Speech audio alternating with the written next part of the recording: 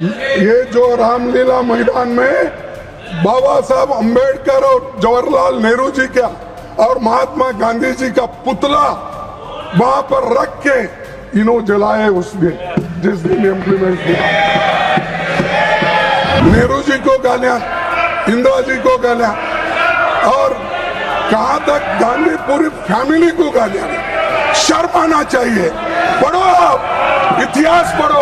अरे देश के लिए जो लोग लड़े नहीं उनको आजादी का महत्व क्या मालूम है और संविधान का क्या मालूम है। ये जुमले वाले लोग देश को भ्रमित कर रहे हैं। पीएम या तो अतीत में रहते हैं या कल्पना लोक में।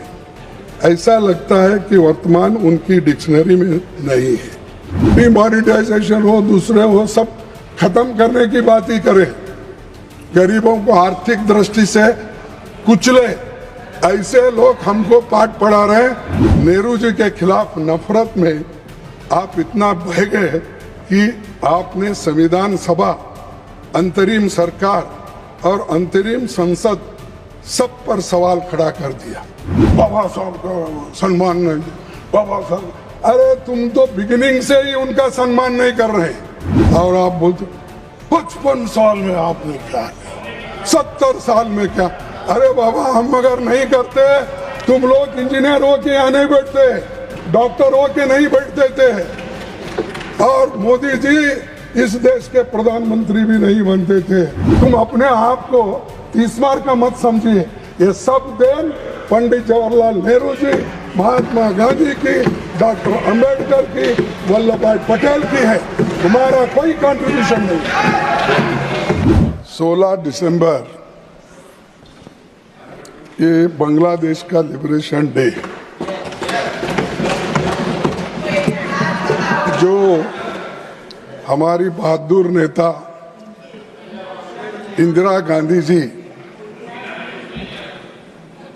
पाकिस्तान के 2 टुकड़े करके और बांग्लादेश को लिबरेट करके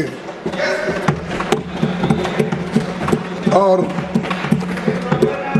1 लाख लोग, 1 लाख पाकिस्तानी सैनिकों को बंदी कराकर इस देश को बचाया और इस देश की शान पूरे दुनिया में चले गई और सारे लोग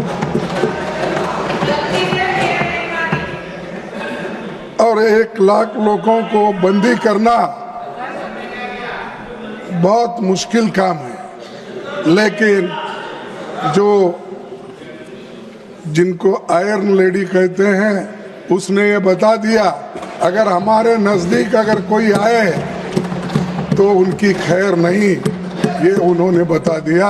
और आज वो दिन है बांग्लादेश लिबरेशन, और वहाँ पर जो गड़बड़ी चल रही है, कम से कम ये लोग आंख खोलकर वहाँ के माइनॉरिटी को बचाने की कोशिश तो करें। सर, एक आपको शायरी सुनाना चाहता हूँ अहमद फराज की मत कत्ल करो आवाज है उसका नाम। तुम अपने अंकितों के नेज़े हर दिल में उतार जाते हो, हर दिल में उतारे जाते हो।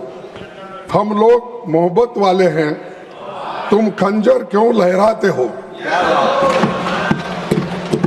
हम लोग मोहब्बत वाले हैं, तुम खंजर क्यों लहराते हो। इस शहर में नगमे बहने दो, बस्ती में हमें भी रहने दो। हम पालनहार है फूलों के, हम पालनहार है फूलों के, हम खुशबू के रखवाले हैं। तुम किसका लहू पीने आए, तुम किसका लहू पीने आए, हम प्यार सिखाने वाले हैं।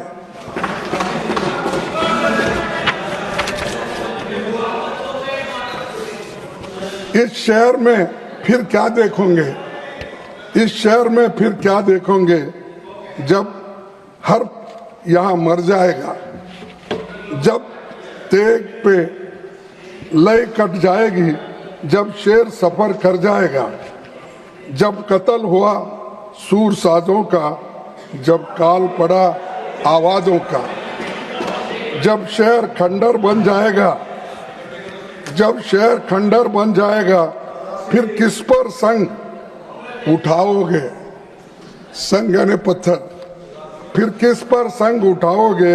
अपने चेहरे आईनों में जब देखोगे डर जाओगे।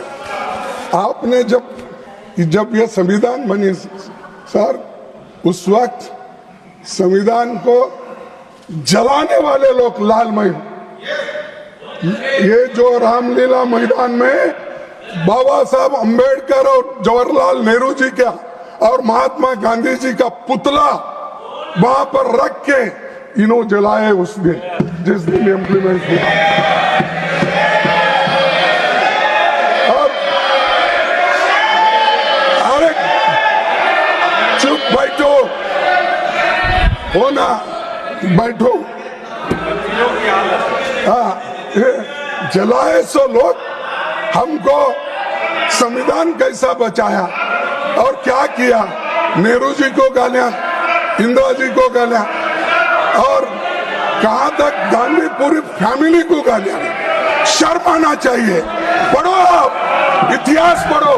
कॉन्स्टिट्यूंट असेंबली के डिबेट पढ़ने के बाद, संविधान बनने के बाद आप लोगों ने कैसी बातें संविधान के बारे में आपने बोला है, कहा है।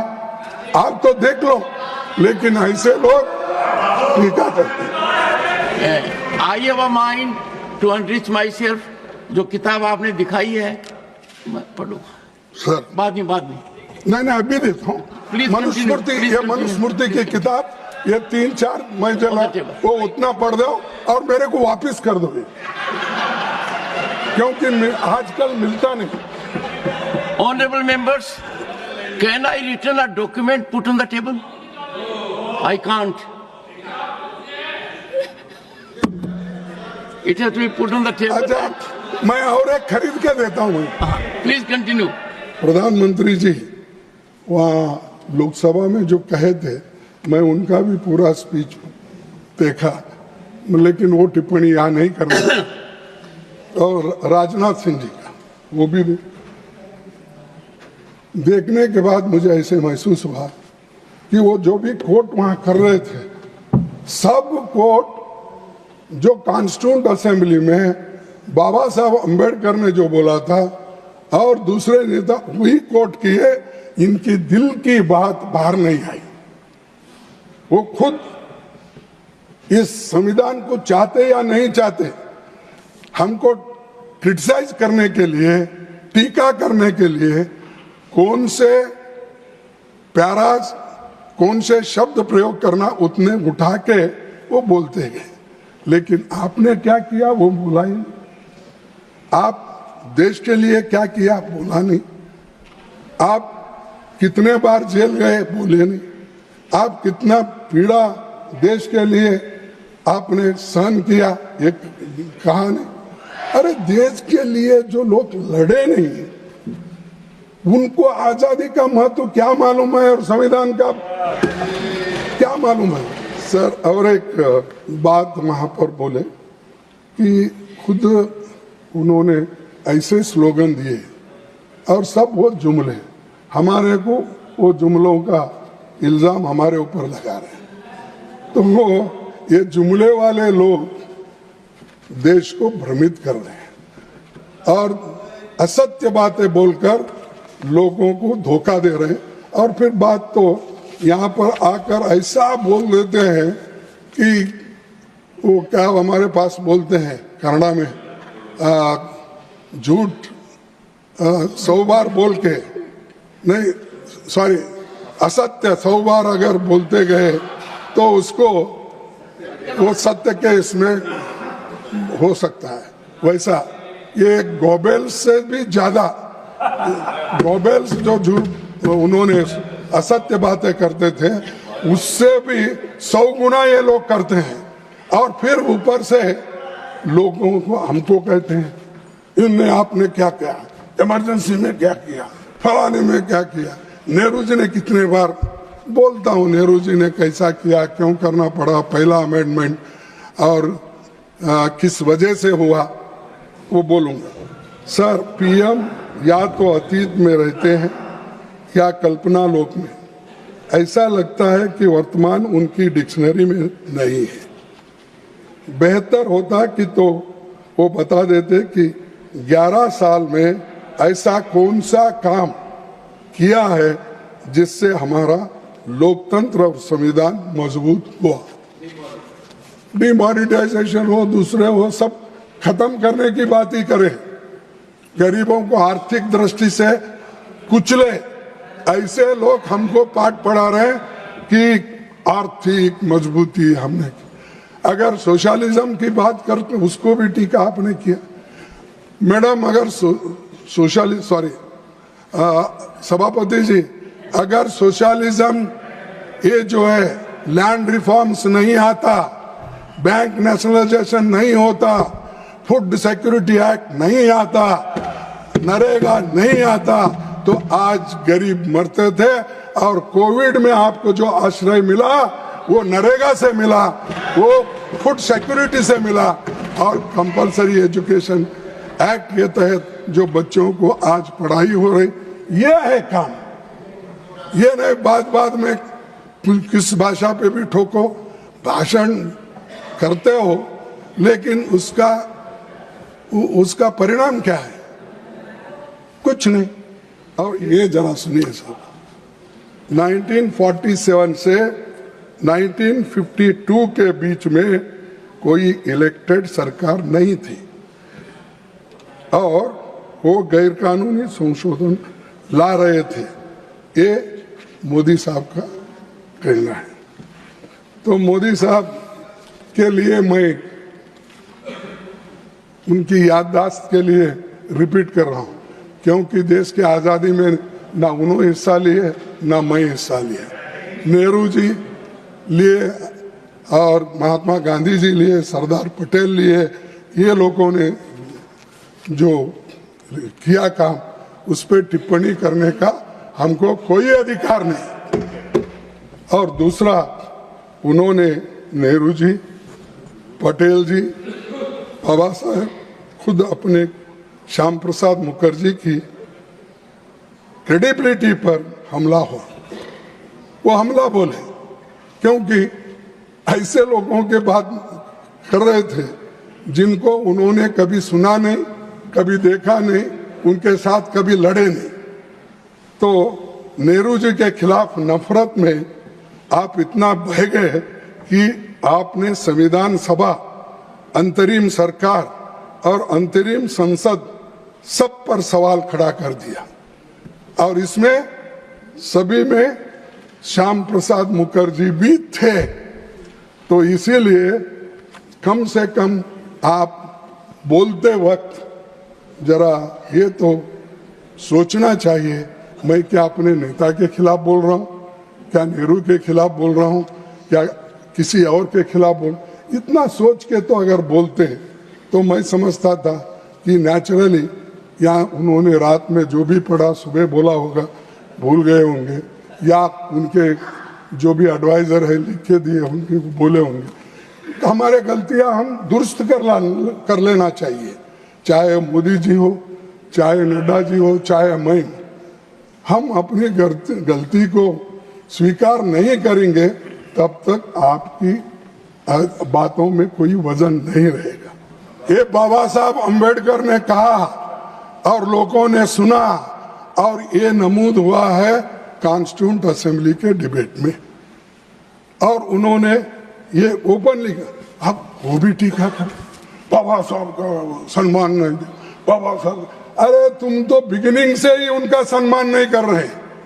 ये तो उन्होंने खुद कॉन्स्टिट्यूएंट असेंबली में उन्होंने कहा, अरे तुम तो उनके खिलाफ थे। सर, मैं बीच में मेरे को याद आया, बोल सकता हूँ सर, जब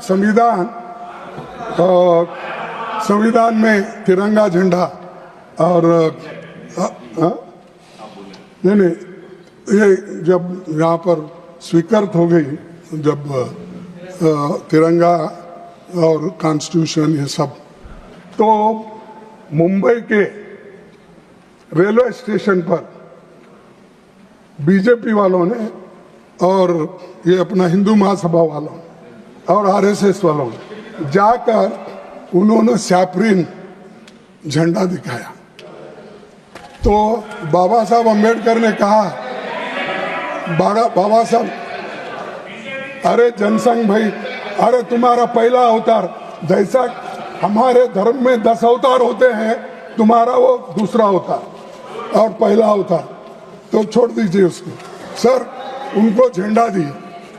तब डॉक्टर बाबा साहब अम्बेडकर ने कहा, क्या मैं ये सैफरीन झंडे के लिए, इसको देखने के लिए मैं आया हूं? मेरा झंडा अलग है, तिरंगा झंडा, और ये देश का झंडा ही रहेगा, ये काम नहीं चलेगा, प्लीज हटो बोल के उनको हटकर आगे चले। और ये बॉम्बे रेलवे स्टेशन पे घटना घटी, और आज ये बोलते हैं कि अंबेडकर नेहरू जी के खिलाफ थे और संविधान बनाते वक्त उनको सम्मान नहीं।